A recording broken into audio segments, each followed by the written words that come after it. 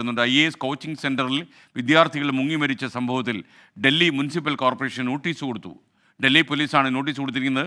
സംഭവത്തിൽ ദേശീയ വനിതാ കമ്മീഷൻ സ്വമേധയാ കേസെടുത്തിട്ടുണ്ട്. അതേസമയം അന്വേഷണ സംഘം ആവശ്യപ്പെട്ട എല്ലാ വിവരങ്ങളും നൽകിയിട്ടുണ്ടെന്നാണ് ഈ റാവു സ്റ്റഡി സർക്കിൾ പറയുന്നത്. വിനീത വിജി ഡൽഹിയിൽ നിന്ന് ചേരുന്നു. Vineetha, good morning.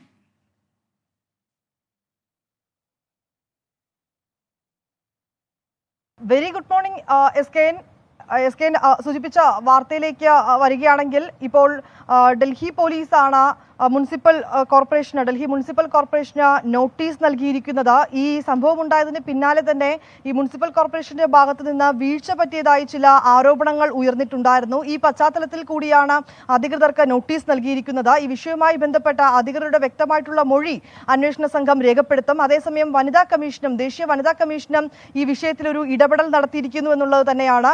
രണ്ട് വനിതാ വിദ്യാർത്ഥികൾ ഉൾപ്പെടെ 3 പേരാണ് മരിച്ചത്. അതിലൊരാൾ എറണാകുളം സ്വദേശിയാണ്. ഇന്ന് അവരുടെ 3 പേരുടെയും പോസ്റ്റ്മോർട്ടം ഉൾപ്പെടെയുള്ള മറ്റ് നടപടിക്രമങ്ങൾ കൂടി ഉണ്ടാകും. ഈ ഘട്ടത്തിലാണ് ദേശീയ വനിതാ കമ്മീഷൻ കേസെടുത്തിരിക്കുന്നത്. ഇത് തീർത്തും ദുഃഖകരമായിട്ടുള്ള ഒരു സംഭവമാണ് എന്നാണ് വനിതാ കമ്മീഷൻ ഇതിനെ വിലയിരുത്തുന്നത്.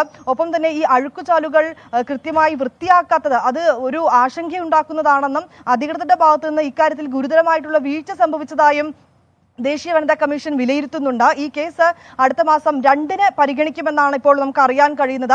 അതേസമയം ഹൈക്കോടതിയിൽ ഒരു സംഘടന ഹർജിയുമായും എത്തിയിട്ടുണ്ട്. ഈ വിഷയമേൽ കൃത്യമായിട്ടുള്ള നടപടി അത് കോടതിയുടെ മേൽനോട്ടത്തിൽ തന്നെ ഉണ്ടാകണമെന്നാണ് ഈ ഹർജിയിൽ ആവശ്യപ്പെട്ടിരിക്കുന്നത്. ഹിന്ദു രാഷ്ട്രീയ പ്രവാസി മഞ്ച് എന്ന സംഘടനയാണ് ഹൈക്കോടതിയെ സമീപിച്ചിട്ടുള്ളത്. ഇത്തരം സംഭവങ്ങൾ ഇനി ആവർത്തിക്കാതിരിക്കുന്നതിനുള്ള നടപടി ഉണ്ടാകണം, ഈ സംഭവത്തിൽ ഒരു സ്വതന്ത്ര അന്വേഷണം വേണം എന്നിങ്ങനെയുള്ള ആവശ്യങ്ങൾ മുൻനിർത്തിക്കൊണ്ടാണ് ഇപ്പോൾ ഹർജി കൂടി നൽകിയിരിക്കുന്നത്.